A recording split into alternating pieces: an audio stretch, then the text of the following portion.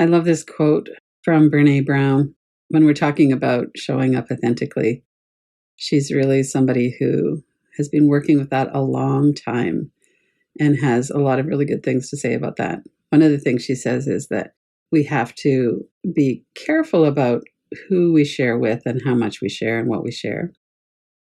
For us to tell somebody who we really are and reveal who we really are is not something that's, oh yeah, I'm great. I don't have any shame. I'm just going to tell everybody who I am. Even when we're at that level of self-acceptance, we still need to be careful because people can still be dangerous for us.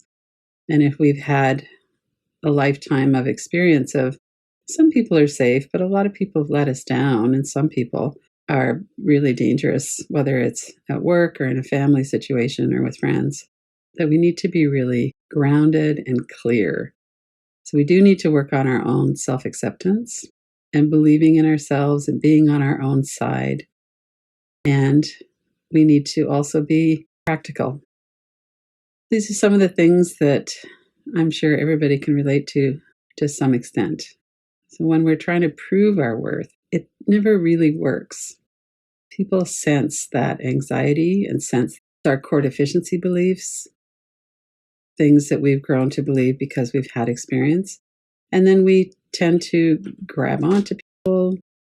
We say yes when we really mean no inside. We don't listen to ourselves. The one up at the top there about overworking, I can sure relate to that for many years. I've worked really long hours at jobs for other people. We need to be careful about how we are in the world. And when we're trying to be liked, it puts us in a position of perhaps not taking care of ourselves as well as we might. And this is one of the dynamics that everybody experiences to some degree or another, that we have something that we feel sets us apart. We feel like we're the weird one. We're the black sheep in the family. We're the one who looks different or acts different, or maybe we're highly sensitive, and that was really something that was difficult for us. And children will often pick out somebody with a difference and use that as a way to bully people. And it might be something like ADHD, or the way we process, we might not have a neurotypical brain. We might have, those two pictures of trans people who are visibly, there's something different. They don't fit in the gender binary. So when we know about the gender binary and we've done some work on that ourselves, then we can have more confidence, but we're still going to have the outside world to deal with. And that one picture there with Cher, it was from a movie about her son who had this disease and illness. What I noticed during watching that movie, and I probably watched it a lot of times, it's from the 80s, is that after a while, I didn't even notice his face anymore. He was so compelling as a character that all of that just kind of fell away. And I think we all have had experience with that in different ways too. We have the initial experience of someone who's different, and then as we have the experience that they're safe to be with, or that we love them, sometimes this happens because we love somebody and then they come out and say, well, this is actually who I am. So we're more motivated to look at that. For ourselves personally, when we fear that someone's going to show us contempt or there will be violence of any kind, social, verbal, physical, for sure, we tend to hide. So we have all of this experience of knowing it's not okay to be different. This image is from that TV series, Survivor. I chose that because it's a survival level threat to be excluded. People can get really kind of animal about competition. There can be a lack of compassion, a lack of seeing other people as a person. And we carry around whatever our story is, whatever our deficiency is. We've had these experiences and then we form beliefs from them. And as children, especially, we don't have a lot of power to move away from the people we're around and to move into connection with people who are more like us or who are kinder to us. So we form these habits of protecting ourselves by hiding. And when we think about a work situation, it's important to us. This dynamic of hiding just kind of shuts us down. We don't really bring all of ourselves to work. And oftentimes there are workplace bullies, which we worked with last week. There's this feeling of, I need to get along with the people at work. I need to be cooperative. And I need to be careful what I share because I don't want to be vulnerable. So all of this, kind of team building and almost like therapy groups in work sometimes feels like that's not the right place to do that kind of thing.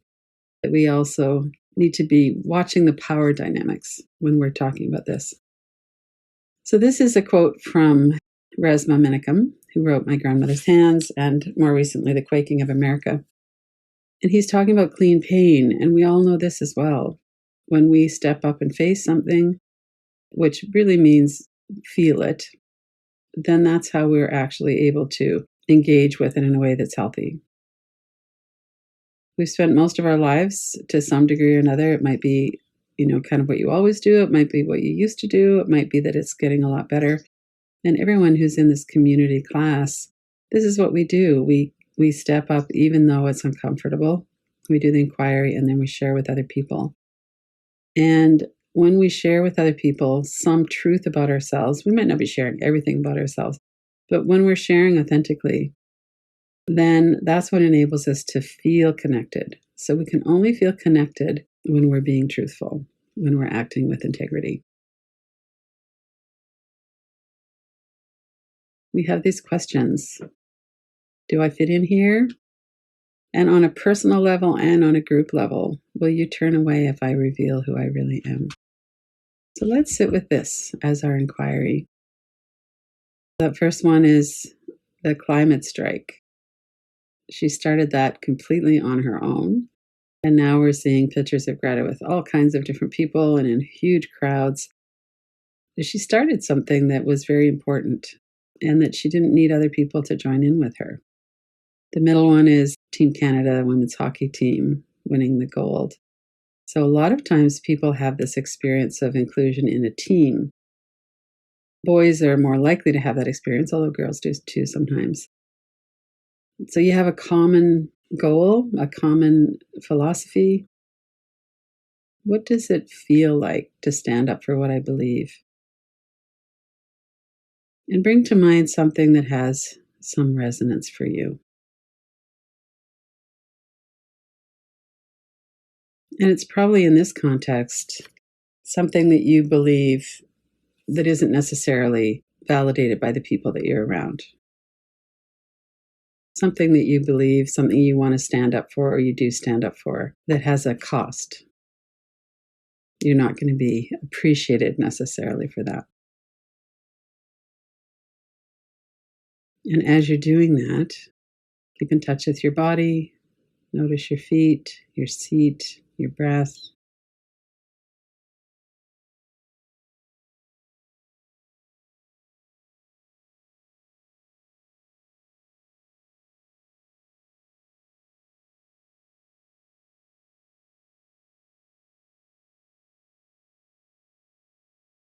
And it might be something that comes to mind around COVID. Certainly, I think everybody has some experience of people who believe very strongly the opposite of what we believe around COVID or around masking. It would be one example.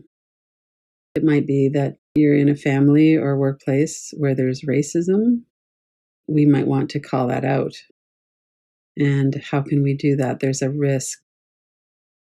Bring to mind something that has some juice in it for you, something where you're standing up for something that you believe in or where you're going against the grain somehow. Notice what that feels like in your body.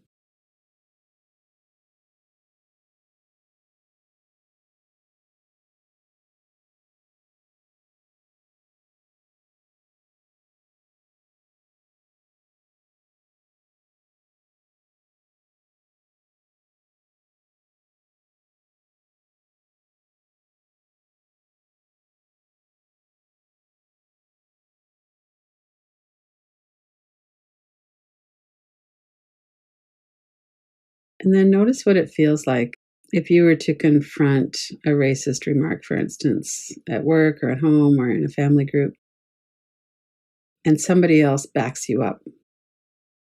So bring this to mind like it's a visual playing through your mind. See yourself in the picture as well.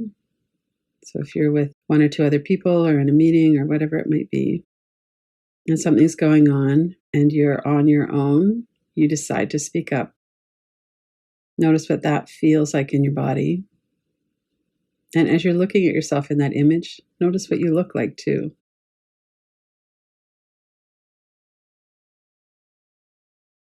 We get grounded, take in enough air that we can breathe and we can speak.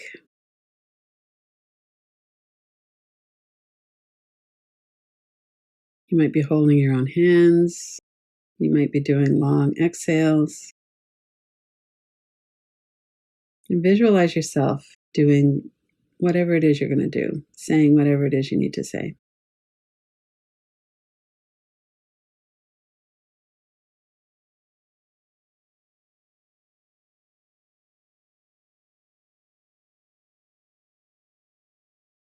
Notice the thoughts that are in your mind. You might be wondering what's going to happen. Are you going to be punished?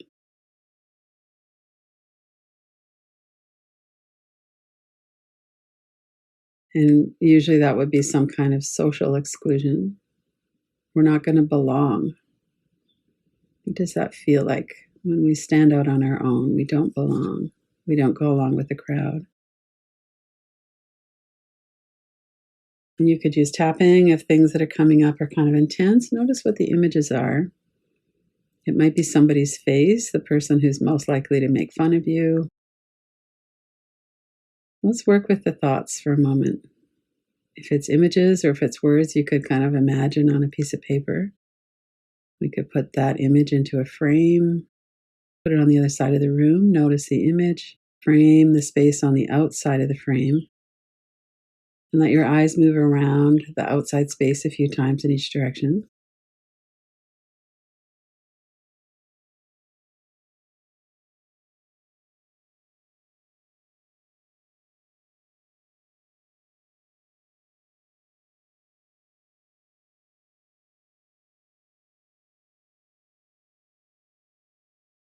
And then let that one kind of settle for a moment.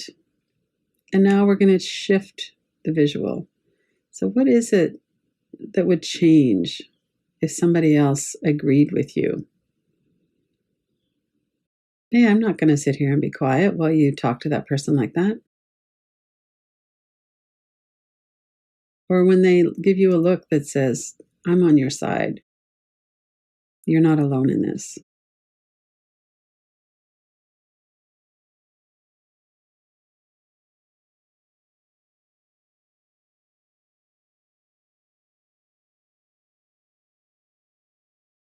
To bring in that feeling of somebody else is here with me, even though I'm doing this hard thing, I'm not completely alone.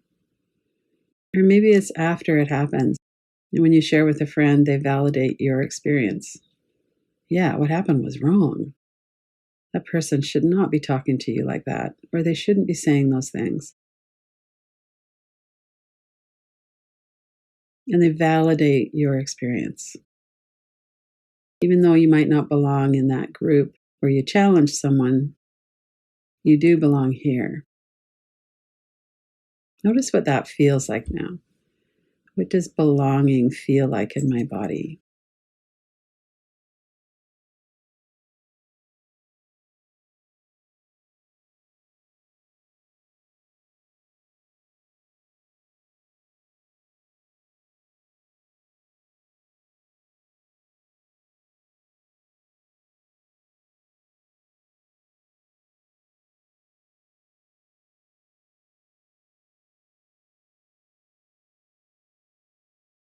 And then let that go too. Just kind of notice what did you observe between the two?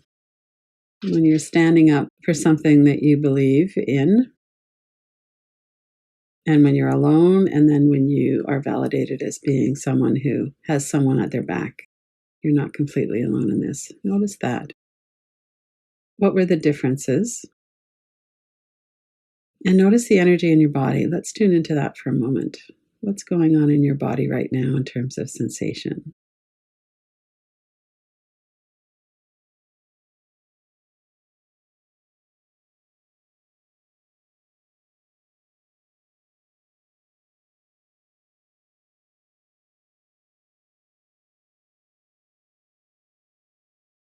And then let's come to this. I don't need to hide anymore. This might be something that your younger self would need to hear. This might be something you're working on that really has its roots in childhood or your teen years. When you realized there was something different about you and you pretended. I think to some extent we've all had that experience. So it might be if you could go back and share something with that younger self.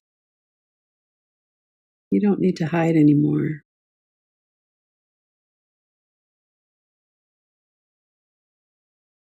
I'm here, I'm strong, I'm an adult. It's safe to be who I am. So we're going to be careful about how we express it, but it's safe enough to know who I am and to know what I feel. Let's just sit with that for a moment. What does that feel like in your body? What comes to mind? And there might be a no, it's not safe. And then you could look to see why. Is it a person? Is it an energy in your body? We'll always try to protect ourselves from being excluded and from being hurt. It doesn't necessarily mean we need that level of protection anymore. Let's sit with that for a moment.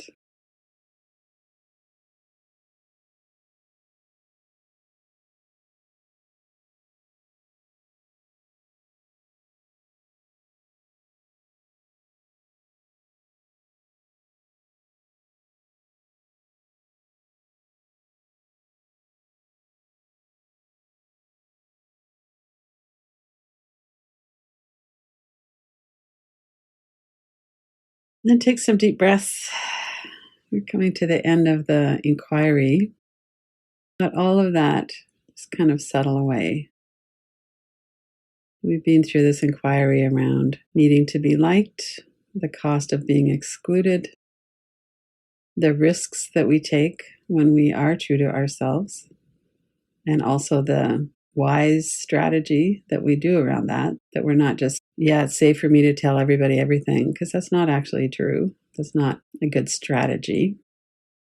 But to be able to tell ourselves everything, to completely accept ourselves, and then to notice that even when we're kind of on our own with something, we can find other people who will back us up.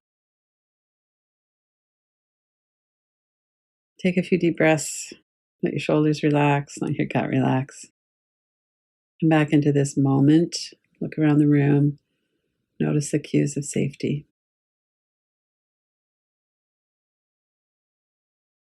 And anytime we're doing an inquiry like this, we can always come back to it. So these tend to bring up a lot of really deep things. And sometimes we get a little snapshot of something and we can work with that. And then we can come back again and take a look at this anytime we want. I don't need to hide anymore. It's okay to be me.